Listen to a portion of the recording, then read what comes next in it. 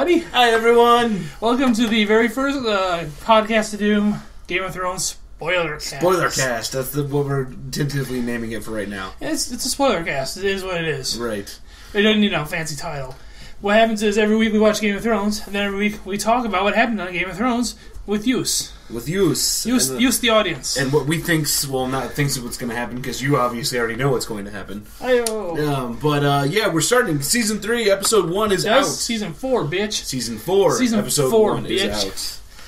It's called Two Swords. Two Swords. Which we saw right in the cold opening exactly how it got its name. Mm.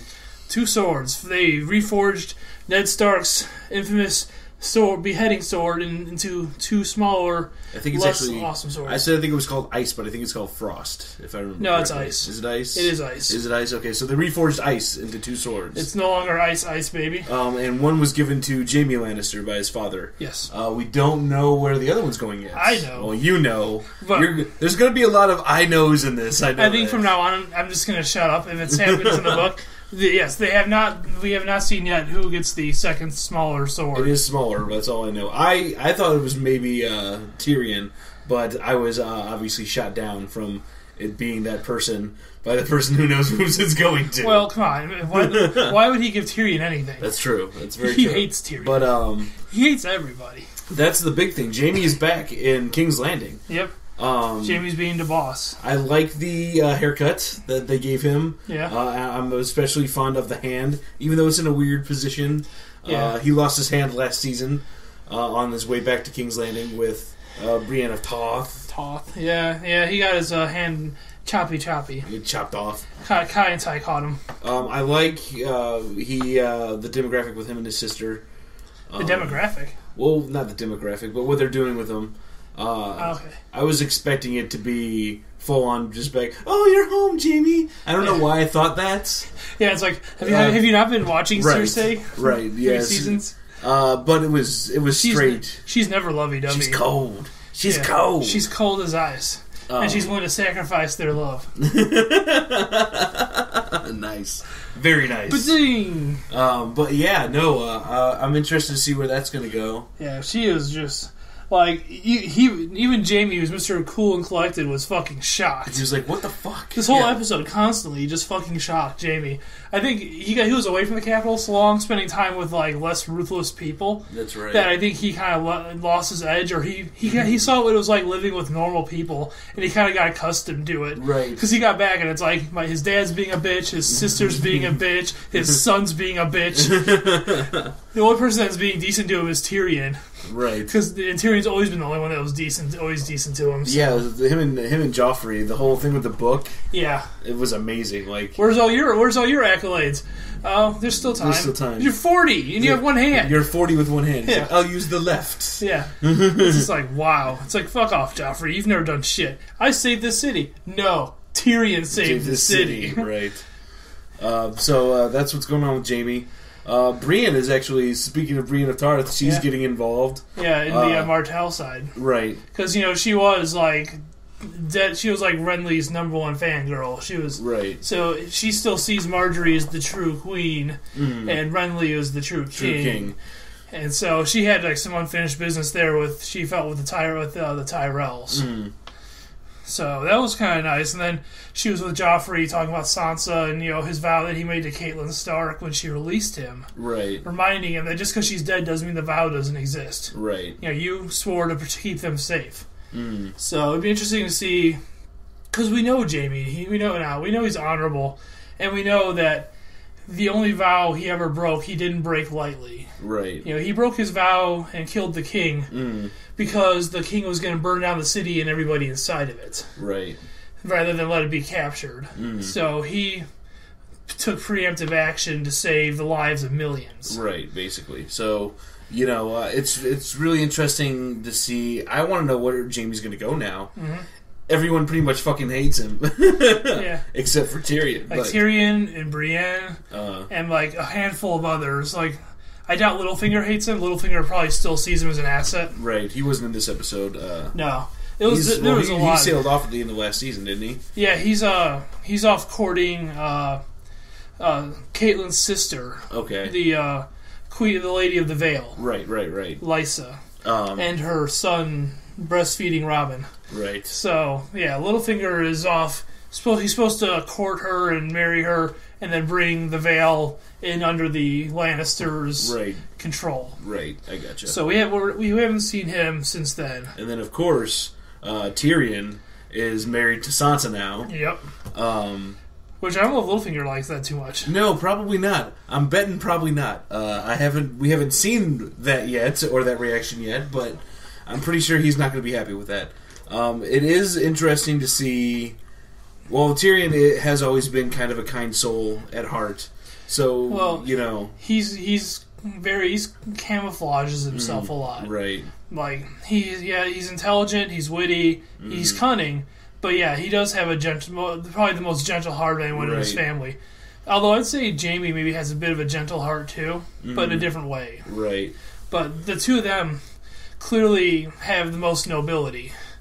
The most honor. Right. And Cersei takes after her father a lot. Right.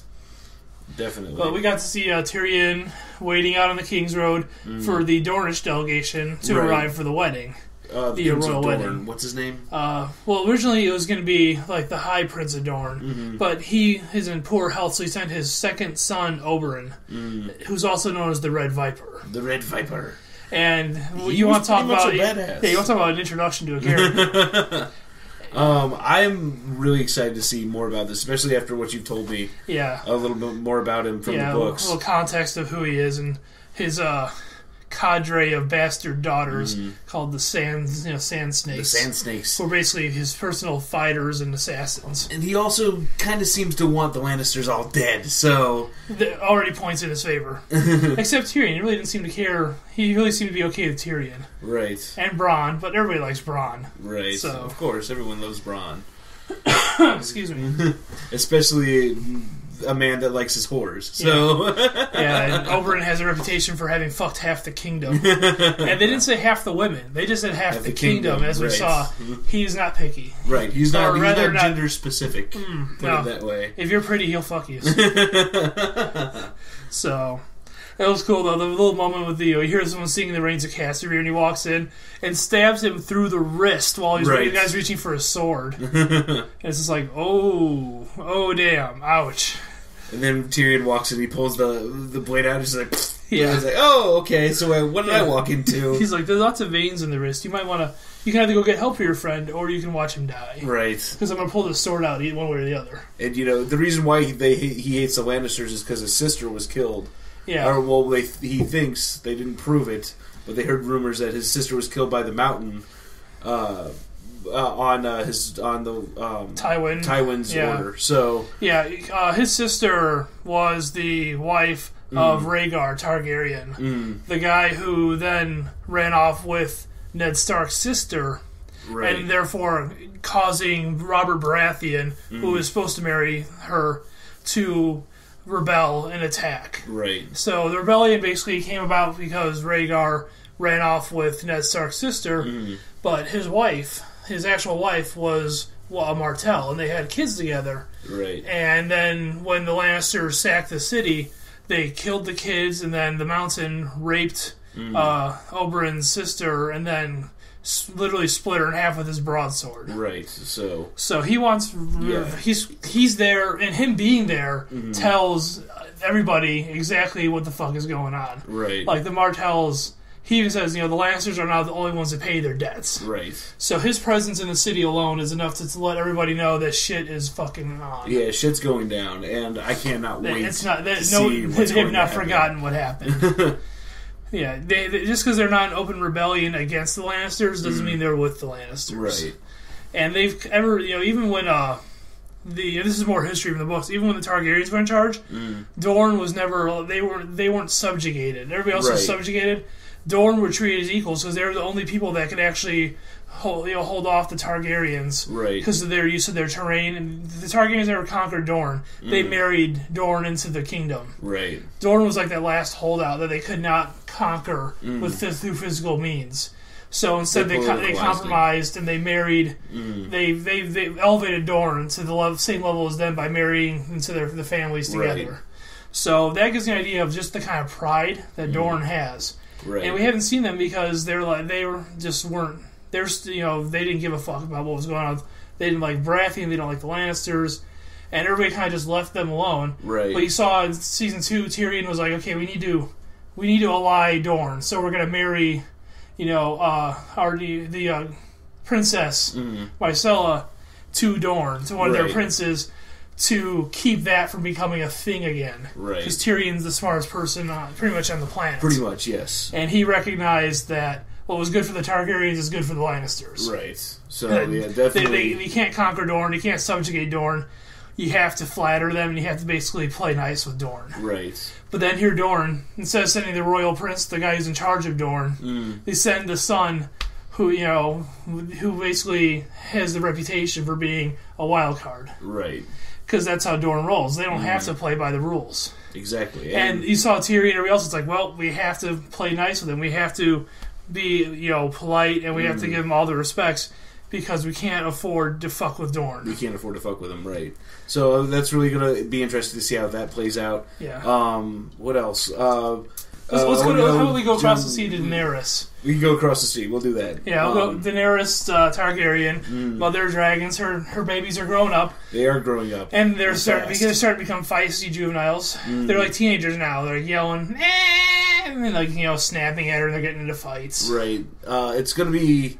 It really showed like she's starting to kind of not lose complete control of them, but realize these are dragons, not baby things to make fleshy animals out of. They're not tamed house pets. Right, exactly. They're dragons. They're like what was it? Is it Drogo? Is the black one? I think is what his name is. No, because it's named after Khal Drogo, but I don't remember what his name is. It's Drogon or something like. No, it's something very close to that. I think I don't know for sure, but yeah, I don't think so. But yeah, the black one is kind of like the biggest and baddest of all the dragons. And he snapped at her in this episode when they were fighting over a calf, a kid, yeah.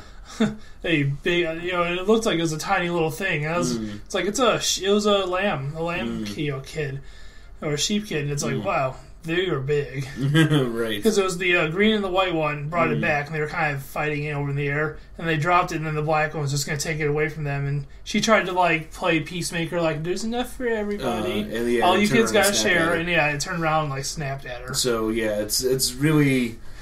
I think she's starting to even understand that these are dragons. I have to start treating them like dragons. And it looks like she has a new secret admirer, or not. Right. I guess not so secret. Right. Mr. Dario Naharis. Dario, which we thought was a different actor this season. Yeah, no, they just changed. He has shorter hair and he has a full beard instead of the goatee, the dyed goatee. So he changed his look, and it doesn't really matter. Right. The thing is, in the book, he was always described as having very flamboyance, hair coloring and intricate braids in his beard and hair. It was always very artificially colored because that was just where he was from. Right. And it looks like I guess they decided that that look would probably be a little too cartoony or ridiculous for TV. They toned down a lot of stuff, a lot of the eccentricities in the book. Right. Like when they were in the city of Kuor.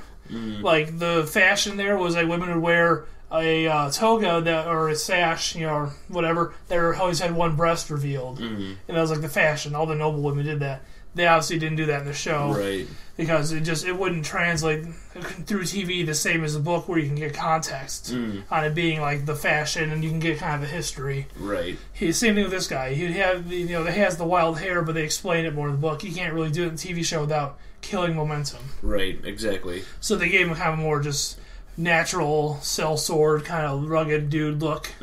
It's fine. It's the same actor, so... Right. At first I thought it was a different actor. It's not. I looked it up. I IMDb'd that shit. Right, while we were watching. But the army is on the march. They're on their way to... Meereen. To Meereen.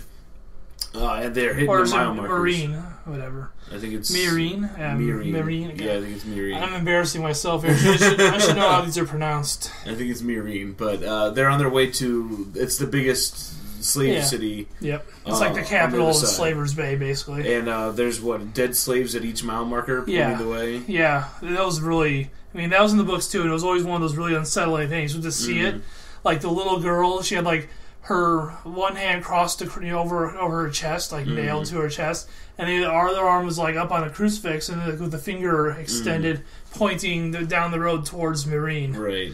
or Meereen, and 163. And 163 miles from where that first was one. it Sir Barristan's like, okay, we'll have somebody go ahead and take him down, bury him before you have to see him. She's like, no, I'm going to see every single one of their faces, but take their collars off before you bury them. Right. They're not going to be buried as slaves. Shit's going to get crazy when they get there. Oh yeah. The thing is, I don't know what these people are thinking. Like, you think that the slavers, the lords in Meereen would have heard what the fuck happened in the last two cities. Right. And it's like, oh, we're going to taunt you. We're going to fucking do shit. We know it's going to piss you off. It's like, motherfucker, she's got dragons. Right. You can't beat dragons at this point. We haven't seen it. You know what would have been a smarter idea for 163 miles is a red carpet the whole fucking way. Right. Welcome to the city. Welcome. We have no slaves here anymore. We are more than happy. Hide the slaves. We are more than happy to be your friend. We do not want to get burned alive by dragons. That's what they should have done. But. Yeah, fucking pride, man. But yeah, so we got that going on. Dario is doing a contest with Grey Worm, where they're like all night they're balancing their swords on their hands, and it's, for the honor of riding next to her. And she's like, "Motherfuckers, I decided to ride next to me. You're both in the back, and the last man holding a sword is walking, or he can fight for a new queen." And then they both just drop their swords. Really quick. Yeah, so that was funny. But she's definitely it feels like the loss of control from the dragons. She's reasserting on the humans that. She knows that she can have control over. Right. So I feel like that's becoming a thing. Is like the more control she feels like she's going to lose with the dragons, the more she's going to exert control on the people around her. Right. Moving forward a little bit, Jon Snow is back with the crows. Yep. You mean B.A. Snow? B.A. Snow. Yeah. He's now B.A. Snow. He had his trial against the tribunal. Yeah. Which was the Grand Maester of the... Yeah. Well, he had two cunts in Thorn and Slint. Right. And then he had the only guy that's worth a shit, which is, the last Targaryen. Aemon. And that was a badass scene. Yeah. He made himself out as a badass, and it's nice to see him making himself out as a badass. For a while there, he was always kind of, unsure of himself, and he never really, because he didn't really feel like he had a place anywhere. Right. And now it's like, he's like, I had to kill the half-hand. I traveled with these people. I, was part of them. I climbed the fucking wall. Right. With them. With this tribe, yeah. And then I made it back after getting shot 3 times with arrows. Fuck you and your dumb shit. Especially to Slit. He's like, have you ever been north of the wall? It's like, I was the head of the king. I was the head of the city guard in King's Landing. It's like, oh, you're here now. You must not be very good at it. Right. It was like, boom, boom. Fuck you, Slit. Like, here's what's happening. If you don't believe me, I don't care. This is the truth. There's a band already south of the wall. He's going to attack with 100,000 people. There's going to be a giant bonfire as a signal. Right. And then he like mic drops and walks out. Mic drop. Walk away. He mic drops. He's like, you going to execute me? What? What? Like, that's it. That's what's going on. So yeah, I'm definitely looking forward. Jon Snow is probably my favorite character in the series. Oh yeah. Just because his story is kind of... So you could say you're a snowman? I am a snowman. But no, his story is kind of separate from everything else going on. And so it's a lot easier. Not saying that I can't follow what's going on in King's Landing and what's happening in the Seven Kingdoms, but it's a lot, it's a lot more prominent because it's by itself and happening by itself. So, and he's unquestionably the main character of his own story. Exactly. And so, I'm definitely looking forward to see what else happens with Jon. Whereas right now it feels like Tyrion is not. Like, he has no control of what's happening. Right. Everybody is pissed at him for shit that's not his fault. Right. Like, he has no control over everything, but yet he's got Shay bitching at him. He's got his dad bitching. He's got fucking Prince Oberyn bitching. I'm interested to see... He's got Sansa basically just ignoring him. Right. And then she had a nice little moment with Ser Dantos, the guy whose life she saved back in Season 2. That was nice. Yeah. I didn't recognize him. I don't know if it was the same actor. It probably was. It is. It's absolutely the same actor. Yeah. He just, his hair and beard were longer, a little more unkempt looking. Because even when he was drunk, he was still a knight, so he still looks cleaned up. Right. But it was the same guy. I mean, they showed it in the previously on. I think to remind everybody that happened, so that you wouldn't be completely thrown by it. What's going on? No, that was a nice scene with him. Giving Sansa his mother's necklace. Yeah. I want to see how that's going to come into play, because it's obviously something's going to happen with that. Yeah, it was on screen, so it must be significant. Right. And then my personal favorite was the budding buddy cop, between the Hound and Arya. Hound and Arya is seriously like the most fun part of the show is those two playing off each other. They really have some great chemistry. It is exactly like a buddy cop movie. And only like the Hound is like Omar from The Wire because every man's got to have a code. Yeah, apparently every man's got to have a code. And Arya is very much the wild card because she's obviously showing that she's not afraid to kill someone. And she also, she knows that the Hound needs her more than she needs him. Right. And she's proving it time and again by dictating kind of like what's going to happen. Right. Like they come across an inn and there's 5 horses tethered outside. And she's like, well, let's go in. I'm hungry. And he's like, no, there's 5 people in there. If they know me, I don't want to kill 5 people for dinner or on an empty stomach. And so they're going back and forth. And then two of the guys come out, and she recognizes that one of them is one of the Lannister men that works for the Mountain, Hound's brother, that back in season 2, attacked the Yorn and the Night's Watch people when she was going to be brought up to Winterfell with them. And the guy that took her sword, took Needle, was there, Polliver. Right. And so as soon as she saw him, she's like, I'm going to get that motherfucker. He's fucking dead. He's on the list. The Hound's like, no. It's like, there's 5 of them? No. And then she's like, well, he took Needle. And he's like, of course you named your sword. She's like, a lot of people name their swords. And he's like, yeah, lots of cunts. Which was the absolute funniest line. But then he looks back and she's gone. She's gone, right. She's already marching towards the inn. And so he chases after her, like, what are you doing? We're not going in there. And then, of course, the door opens right when he says that. Yeah. He's like, well, now we kind of got it. So they walk in. It's like, the uncomfortable thing. Then they recognize him. And then things happen. He wants chickens, but he doesn't want to pay for them. And then the other guys, Polliver's being Polliver. And then basically everybody dies except Arya and the Hound. Right. And then the last scene is them riding off with 2 horses, her sword, and a bunch of chickens. Right. So, like, really, really fun stuff there. Like, this is Arya got some revenge, and they got to prove that they were badass as a team.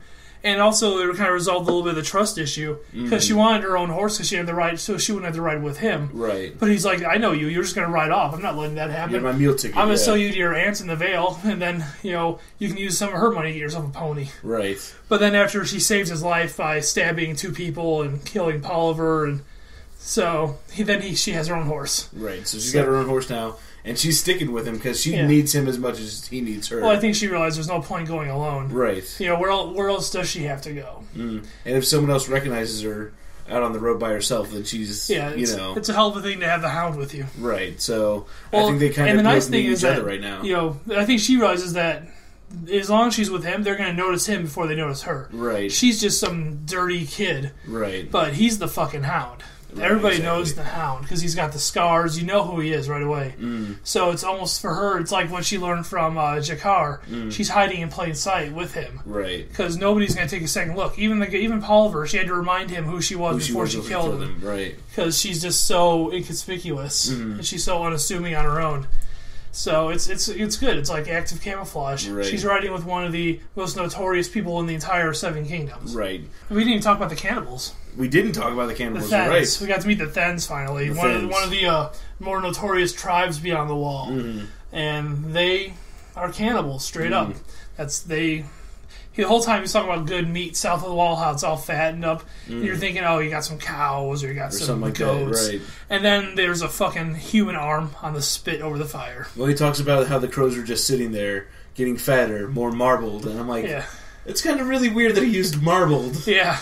As a way to describe them there. Marbled. And then right after that, it's like, oh, there's an arm on the fire now. And so something you're like looking at like the wildlings who, semi bad guys, but you'll kind of like them, You understand their plight. Ygritte's, everybody likes Ygritte, and even Tormund Giantsbane's a very charismatic guy, right? So it's hard not to like him. But then you have these people come along and they don't get along. They don't like these Thens. The Thens don't respect them. So now you're almost like, the Thens are like there to be the villains, so that way you can still feel okay cheering for Ygritte and Tormund and the others, right? Because even though they Jon's gone. They're not really the villains.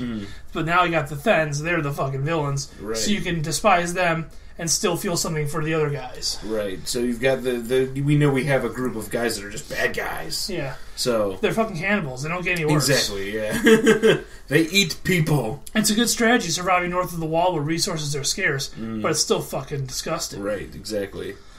So yeah, this is definitely... I'm definitely looking forward to the season. Yeah. Especially since I don't really know what's going to happen. A lot of shit happens this season. There's so much shit happens, people. Right. You have no idea. We're going to be here every week talking about it. Every Monday, hopefully. It was Tuesday this week, but every Monday, hopefully. Yeah. If you want to join in the discussion, you can do it at podcastofdoom.com. Yep, on our Facebook page, on Twitter. Leave comments in the section below, because this is going to be on YouTube, hopefully. So, leave comments in the sections below, and we'll reply to them as we can. And let us know what you think. If we should continue doing this, if you want us to do this for other shows, let us know in the comments. And, you got anything else? It's you listen or you die. You listen or you die. Thanks for listening, guys. We appreciate it. We'll be back with episode 2.